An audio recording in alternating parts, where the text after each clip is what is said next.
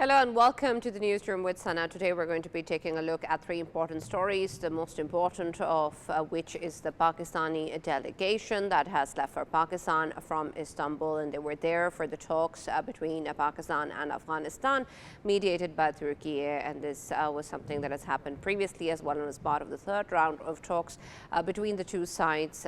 We have of course been looking at this very closely, but at the moment it remains to be seen what result has been achieved. The previous talks, of course, ended without any breakthrough, and it seems even now that there might not be a guaranteed outcome or a commitment coming in from the Afghan Taliban side, which was Pakistan's stance altogether in the beginning as well, because that is what is required from the Afghan Taliban regime, that their soil is not used against Pakistan or any other territory. And so we're going to take a closer look at what that means and what will be the next steps. We're going to also be taking a look in our show today at what is going on in India with reference to, of course, the very important elections in Bihar, in which the first phase of voting has concluded and the second phase will begin now next week. Major BJP leaders and others have also voted in the first phase, and we're going to be, of course, taking a closer look at what that means for the country and how this very large voter turnout in these elections perhaps represents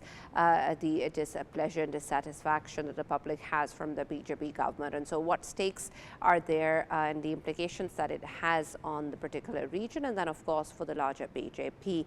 And lastly, we're going to take a look at COP30 that is happening in Brazil, and this of course is a very important platform, but there's also a lot of discussion around what the various COPs have achieved over the past few decades and what exactly is going to be the outcome now that the world leaders gather once again to discuss the issues surrounding climate change, the crises that many are speaking about, with particular emphasis on trade and the way that that is going to be important in terms of climate change justice and financing, and of course moving towards a more carbon-free system. And so it's important to be aware of whether or not the implementation of the commitments earlier made by the different parties can be achieved, and if not, what are going to be the way forward for that.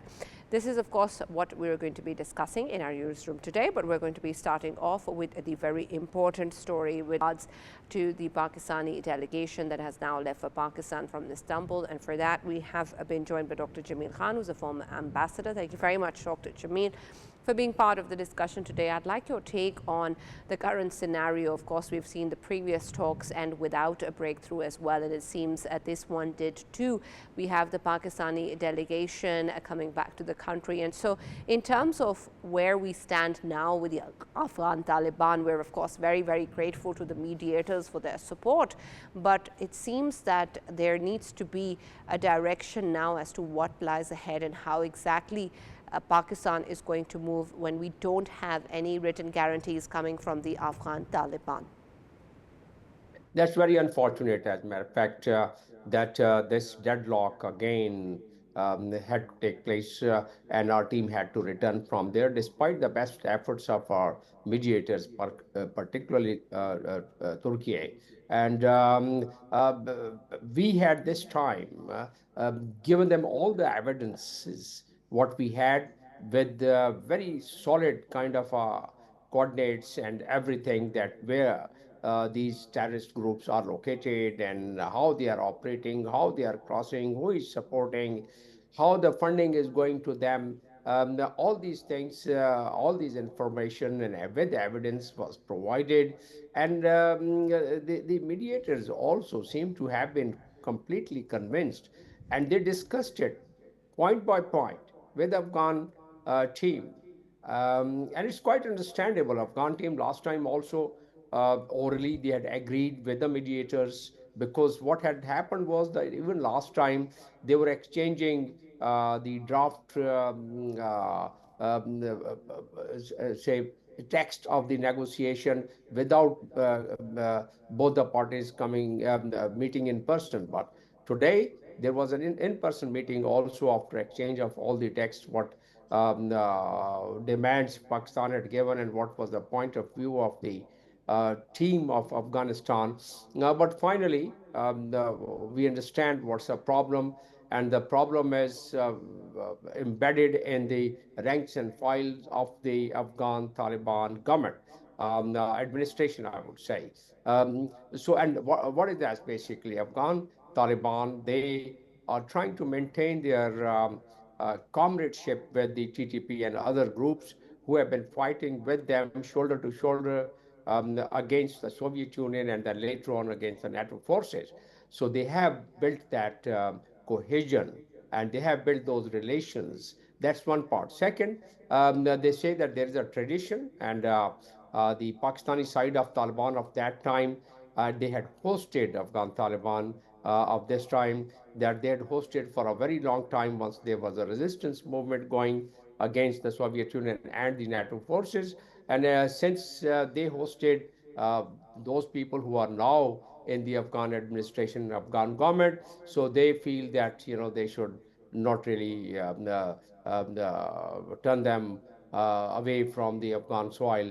And also, they say that that's the tradition of Afghanistan, what they say, Afghan Wali or Pakhtun Wali. So that is the second part. Third part is the international obligation.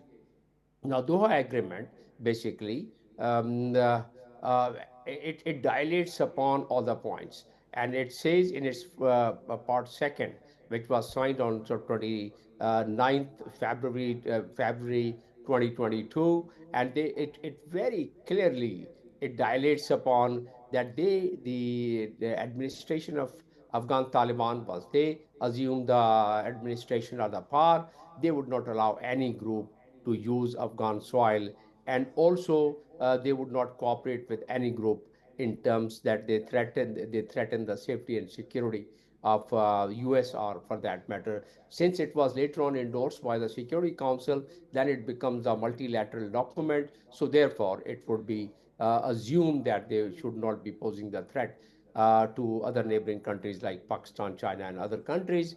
So that could not be implemented by Afghan Taliban. And although during the course of negotiations, uh, we came up, and the Turkey also came up, the mediators, Qatar came up that yes, there should be a monitoring mechanism to ensure the peace and also penalize violation.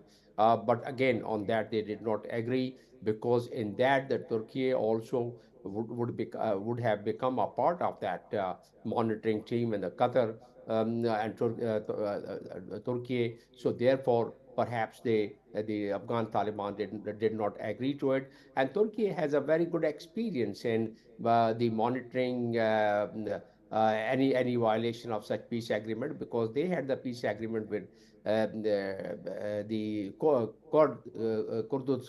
Kurdistan movement, the KPP. So they know, and they had already evolved that framework, and based on that, this negotiation was proceeding. But somehow it didn't happen, and we had the topmost premier agency had the DGISI, who had gone with all the documentation, who had gone with all the evidence and proofs. But again, probably they did not get, the Afghan Taliban team did not get the green signal from Kabul to sign or to agree to all this. So what, we are back to square one now, Yeah, and then absolutely. even today. Yes, that's really important, Ambassador Saab, what you said in terms of where we stand today. And I'd like your take then on, when we have already gone through these parts so many times. Of course, Pakistan itself has made sure that this is communicated to the Afghan Taliban regime, that they need to fulfill their reassurances. And now we have a number of countries like Qatar and Turkey also mediating. And this was, of course, another effort by those countries to making sure that this is solved on the negotiating table. But because we don't have these guarantees coming in, Pakistan's made its single point agenda very, very clear. So in terms of where we stand today, which direction do you think is left for Pakistan to move forward, and what is possible? Because we, of course, need to be able to protect our citizens and our borders, and the terrorist organizations and safe havens that exist within Afghanistan are a real threat. And if the Afghan Taliban regime are unwilling to do anything about it, what does that mean for Pakistan? Well, Pakistan has made it absolutely clear that they would protect the forces of Pakistan, the institutions of Pakistan, the armed forces of Pakistan. They have a very clear resolve. They are mandated, they are under the oath to provide safety and security to the people of Pakistan, and as well as to ensure that sovereignty and territorial integrity of Pakistan. So, what does it imply? Now that we know that where those terrorist groups are, and even if they move from one point to another point, we have that much of capacity and capability to trace them out and to have a proper intelligence. So, what does it imply? If there is any, like today from Istanbul, Buldak, there was a fire on the soil of Pakistan, on the territory of Pakistan. So it had to be fired back, and it caused some casualties there. That is being exploited by Indian media a lot today. So that's what going to happen. And if there is any intrusion, any terrorist activities, Pakistan has made it very clear to the mediators and the international community that Pakistan would retaliate in order to protect its sovereignty and territorial integrity, and plus provide the safety and security to the people of Pakistan. So that they have made it very clear. Absolutely. Thank you, Ambassador Jamil. Please stay with us and I'll come back to you with more thoughts on this. We've also been joined in the newsroom by a journalist from TRT, Abdul Hamid Chohan. Thank you very much, Mr. Hamid, for being part of the newsroom today. I'd like your take on where do you think the current sentiment is, because we, of course, appreciate the efforts that have been put forward by Turkey, but it seems that there still hasn't been a breakthrough and that the Afghan Taliban regime are not willing to commit to making sure that their soil is not used against Pakistan or any other territory. What does that leave us and countries like Turkey with, who have been trying to mediate this?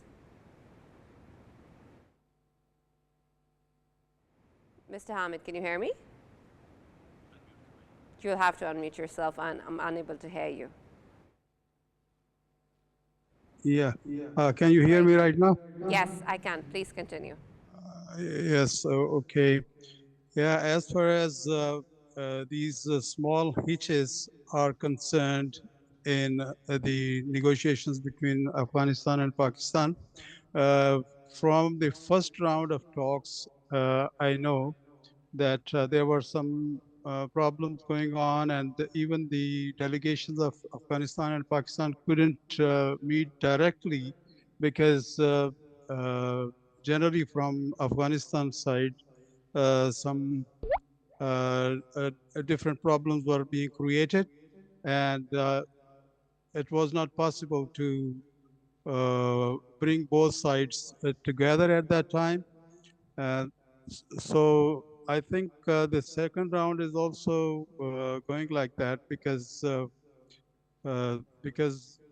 as far as today's news are concerned, I have heard that both sides have agreed to uh, make the ceasefire permanent, and two of the border crossings have been opened between Pakistan and Afghanistan, like Chaman and Torkham, and the trading links will be open on Monday. Uh, Right, but Mr. Hamid, can you please also clarify and elaborate further on what you're calling small glitches, because this seems to be a major problem between the two sides, that the Afghan Taliban regime is not agreeing to guaranteeing that their soil is not used against Pakistan. This is nothing small. yeah, you are right. It's not small, but last time the major hitch was that Afghanistan asked Pakistan to stop those drone attacks coming from probably U.S. side, and that time it was said that uh, Pakistan cannot stop that because those drones don't come from Pakistan; they come from Qatar. And Qatari government said that they have agreement with the United States, and they cannot stop that. So that was the major hitch at that time. Right, that Mr. Hamid, the major issue at the moment is, of course, the kind of false propaganda that we're hearing in from Afghan Taliban regime and their unwillingness to commit to making sure that the safe havens, as per the UN reports that are being provided in Afghanistan, with those terror networks that exist, supported by Indian elements, are operating against Pakistan. That is the only demand that Pakistan has put forward.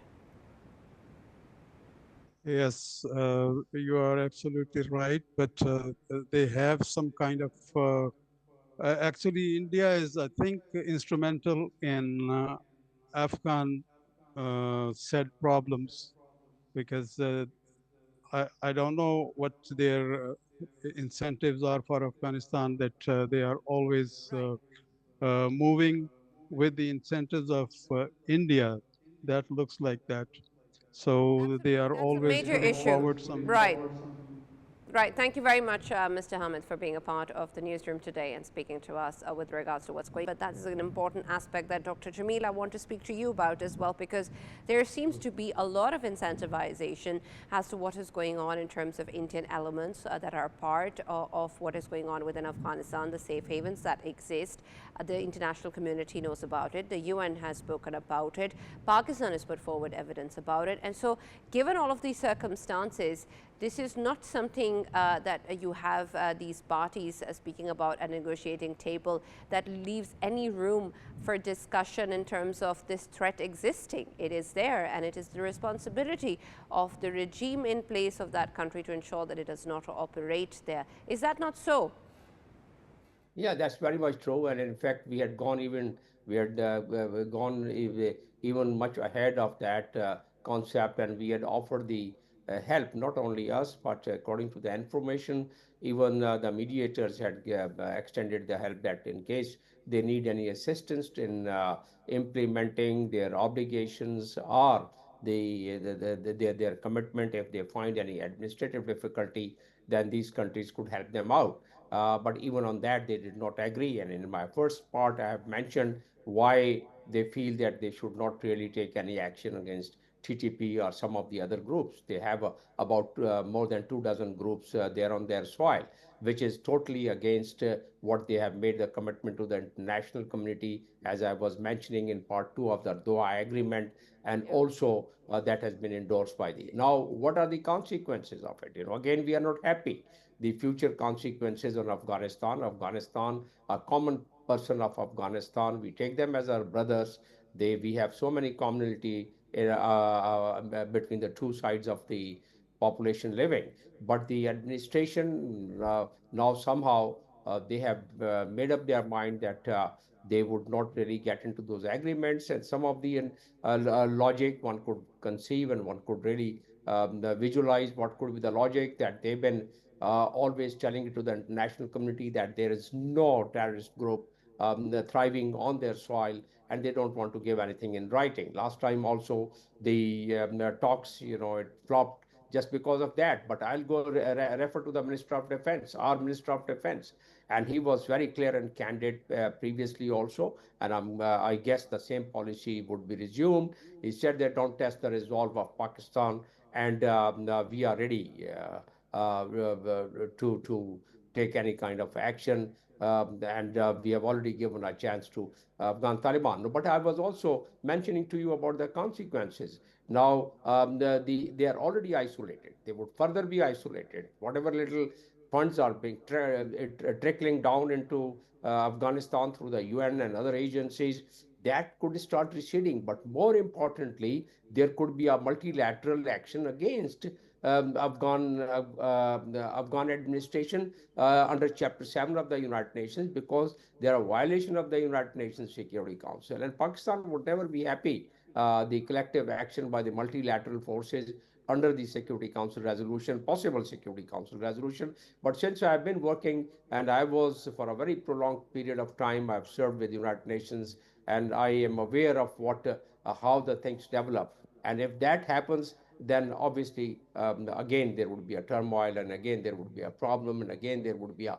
refugee problem. Pakistan, in any case, we are in a quagmire now, despite the fact that we have given them so many chances to really come to term. Coming back to your point, you were mentioning it to the other guest also about false propaganda. Now, this is the narrative which is being built in Afghanistan that is also poisoning the minds of the youth there, young people against Pakistan. That's little injurious. And that is happening on the behest of Indian media, Indian intelligence agencies, RAW, and they have started really have improving their footprints there. They are expanding their footprints in Afghanistan. So that's again complicated matters, and we can see the traces of that while Afghan Taliban leadership they interact with the Indian leadership, and we had seen there even the caretaker, the minister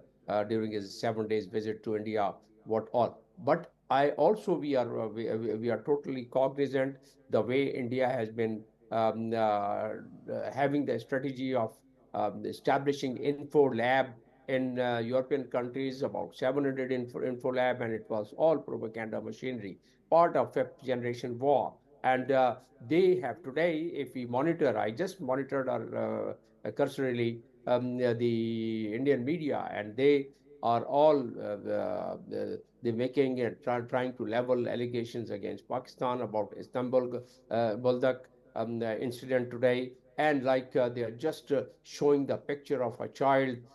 So some of those images and some of those the media, through the social media, the way they are trying to spread the poison and polluting the minds of the young people around there.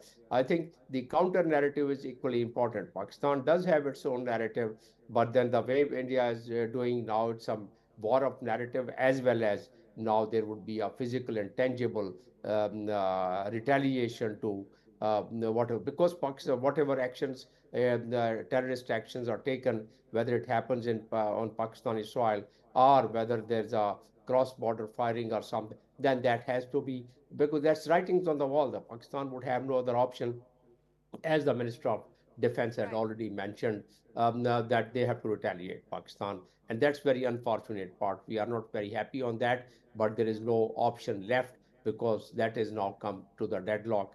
And I don't know whether when do they like to come back on the table, because it doesn't seem that with the sincere friends like Turkey and the Qatar, the Taliban administration did not avail that opportunity. Yeah. Right. Thank you very much, Dr. Jamil Khan, for joining us and being a part of the newsroom. My pleasure. There is, of course, a lot that remains to be seen as to how exactly the situation is going to develop. But as of now, the Pakistani delegation has left for Pakistan from Istanbul, and we do not have a breakthrough as part of these talks, and no written guarantees from the Afghan Taliban regime to protect their soil and to ensure that the terrorist organizations don't use that for attack on any other country, particularly Pakistan. We're now going to be taking a look at our next segment that focuses on what is happening in India, particularly the first phase of Bihar elections, in which a large number of voters have come out, and that of course signals a lot of concern and reason for worry towards the BJP government. What exactly is going to be the effect of that, and how this is going to go ahead is something that remains to be seen. And for that, we've been joined by Meetu Jain, who's a journalist from New Delhi. Thank you very much for joining us and being a part of the discussion. I'd like your take on what do you think is the significance of this very, very large number of voters that have actually come out and voted in Bihar? Does that for sure signals that the BJP is in trouble? Well, I would suggest that far from it. It's an interesting development that's actually taking place here in India, in the state of Bihar. There was something called an SIR, Special Intensive Revision of the Electoral Rolls, right? And because of that, which happened just right before the elections, about 3.9% of the voters in the first phase, Bihar has gone to elections yesterday. That was the first phase, and there is another election that's going to be happening for the State Assembly of Bihar. And Bihar is one of the most populated states in India, and actually one of the most populated places on the planet. So 3.9% or about 50 lakh votes were actually deleted, you know, And of course, there is a big issue about that, but that is one reason and why the voter turnout has increased. And the other interesting thing is that there is this festival called Chhat, which happens in Bihar in this month, and the Chhat festival, rather the elections coincided with the Chhat festival. So a lot of people who went back to Bihar, a lot of migrants. Bihar is known for migrants and is known for, you know, absolute lack of jobs and development. Is one of the poorest states in India, and people go back home for the Chhat festival. So this time around, they stayed back. So there were two big reasons why there was this huge voter turnout. One was the deletion of the voter rolls, and second was this Chhat festival, because of which a whole lot of people decided to stay back.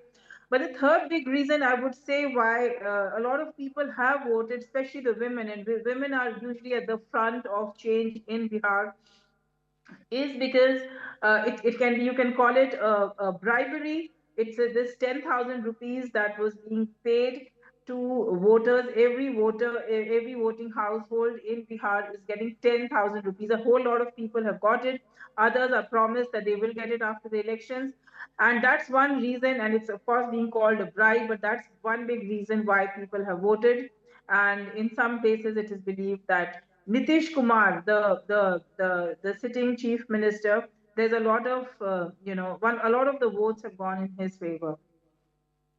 Right, Ms. Meetu, there's also concerns that have been raised by Mr. Rahul Gandhi, and he's spoken about what has happened in Haryana, and he's saying the same things are being repeated in Bihar. And of course, he's had evidence in the past with reference to Haryana that he says he's presented to the Election Commission, and of course, his concerns are there for Bihar as well of vote chori. Do you agree with that? Well, yes, I mean, vote chori is a very, very interesting phenomena that's happening in India, and you're seeing it not just in Haryana. Actually, the reason why Rahul Gandhi was not able to, he talked about vote chori just one day before the elections in Bihar. Unfortunately, the reason why he couldn't talk about the Bihar votes is because the election commission has been very tight in giving data and in providing the data. So essentially, what the opposition parties are doing is they are able to collect data from their own states wherever they can. In this case, it was Haryana. Earlier, it was a state called Karnataka. So essentially, there's massive evidence of names being added to the voter roll, names being deleted, etc. In fact, a very interesting development has taken place in the case of Haryana. There is a stock photo that was used by some people, and this photo was there 22 times in different places across Haryana. Haryana is one of the states, in North Indian states, and this person happens to be a Brazilian model. So a Brazilian model is actually voting in Haryana, so it seems. So essentially, this name is used.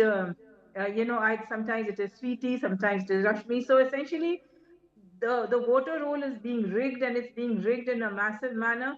Every time the election commission has a stock answer, and things are not really going anywhere, which is why Rahul Gandhi has decided to take this, like he says, to the people's court, and he just says that let the people decide what's happening, because at the end of the day, if your vote is taken away, then it is democracy is what is at risk, and that is the bigger picture that Rahul Gandhi is trying to show the voters. Absolutely. There's another important angle is that there seems to be a lot of emphasis for different parties in terms of attracting the young voters and the youth voter base. And while, of course, there is a lot of effort made from the Congress in attracting Gen Z voters, there's also the blame that Rahul Gandhi is putting on the NDA government of encouraging you to make reels that are taking away attention from the pressing issues, is what he is saying. In terms of whether or not that really is having an effect, do you think that the young voters are getting swayed by these party politics? I would say that not just the young voter, actually every voter in Bihar, they have only one issue, and that is jobs, that is employment, and Bihar is one of the states that has the biggest amount of migration, outward migration to other states. There are absolutely no jobs, no development.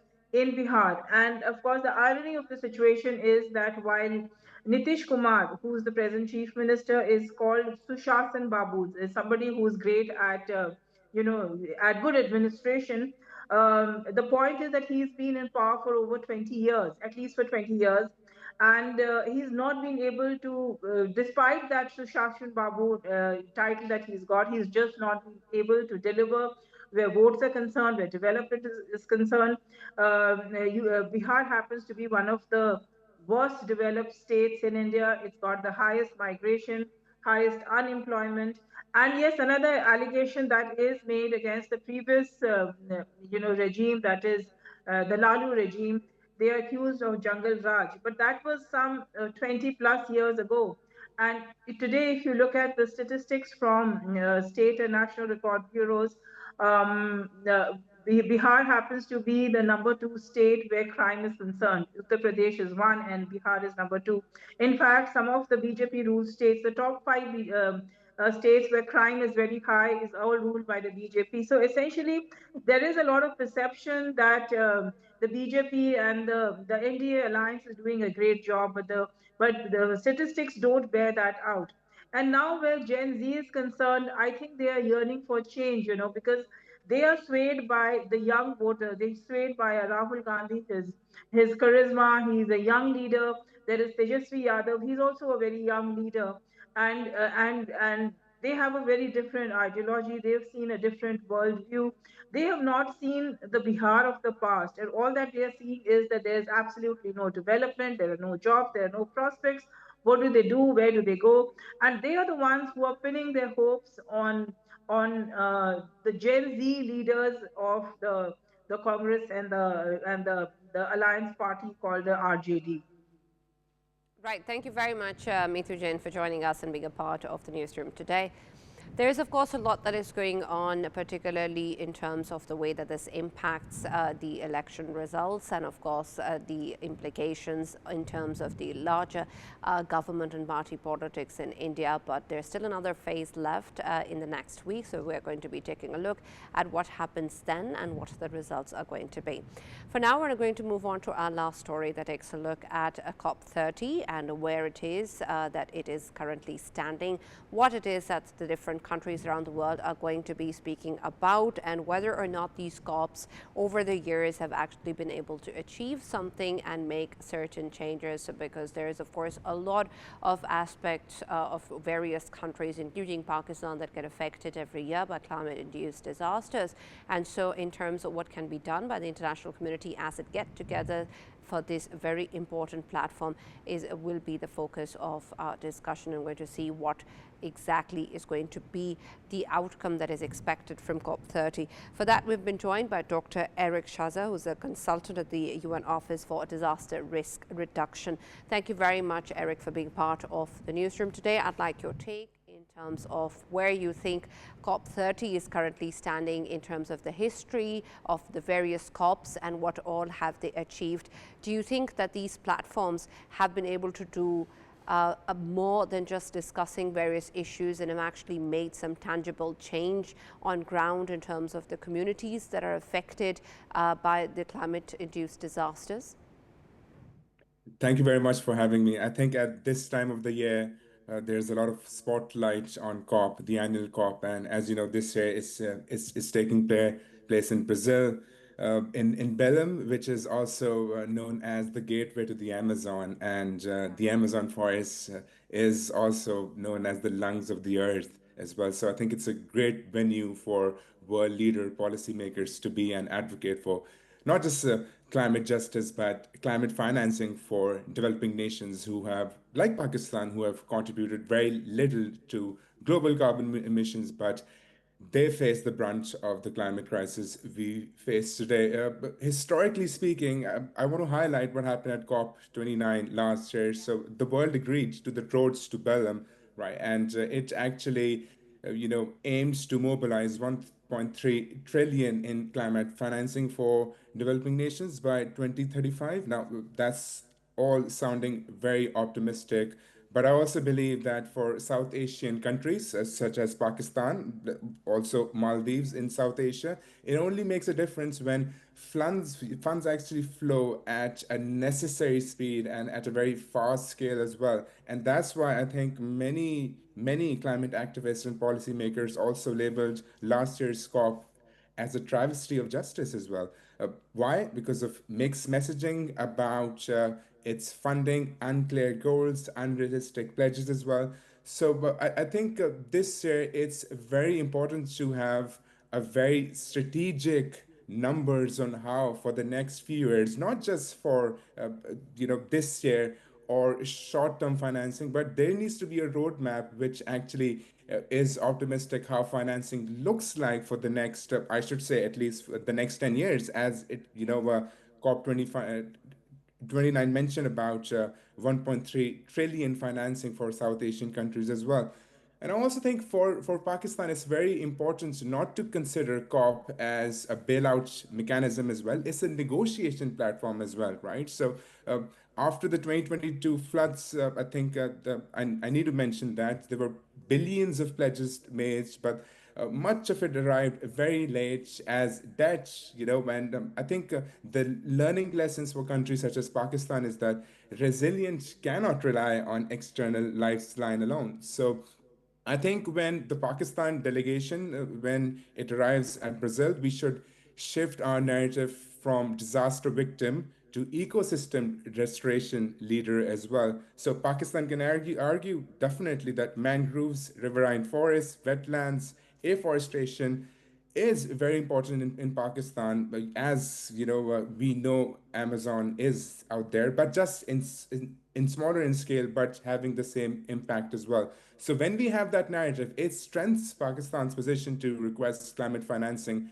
tied to restorations, not loans tied to infrastructure. Absolutely. But Eric, in terms of the actual mechanisms, and I'm glad you mentioned COP29 because it was very, very important and essential to us to see how we're going to move forward after particularly the 2022 floods and the conversation that Pakistan started in terms of climate financing and climate justice. And this discourse, of course, was added, which was very essential and encouraging. But in terms of the mechanisms of the transfer of funds and in making sure that there's accountability, that countries are actually following through with the pledges that they make, where is that mechanism, do you think, and whether or not COPs can actually place that? Because we have different international bodies, including the UN, who don't seem to have binding regulations on these countries. I think that's a very interesting and a very relevant point to discuss. How do we actually reimburse climate financing as well? And that's why, if you remember, in COP27, we have the Loss and Damage Fund facility, which was launched. And I think the Pakistani delegation had a big impact in initiating the Loss and Damage Fund facility. But again, there have been many question marks about the Loss and Damage Fund facility. I think it's very difficult to monitor what countries are doing from one specific center. It will be very difficult to analyze how countries in South Asia, Southeast Asia, or Africa are doing, and then how do you actually, resonate with the numbers in one platform. So I think as of now, the Loss and Damage Fund facility is very problematic. The numbers actually aren't making a lot of sense, and that is why last year COP29 was labeled a travesty of injustice because there was lots of mixed messaging when it comes to numbers and how developing nations such as Pakistan, who've contributed little to carbon emissions, how would they receive the funding as well? And that's why I think our narrative should change. Countries such as Pakistan, who have actually not contributed much to climate change, we should actually have our own sort of a national COP as well. And I think Senator Sherry Rahman, the former Minister for Climate Change, did mention a few days ago how Pakistan should have a national consensus, its own COP, a strong domestic climate policy as well. You know, the same importance as COP globally, what it has. So making sure climate action and climate financing actually is delivered at local districts as well. With the loss and damage funds facility by the UN, will be very difficult to resonate with local districts in Pakistan or any other country in South Asia, Southeast Asia, or Africa as well. So I think that's why local district, leadership is needed at the local level.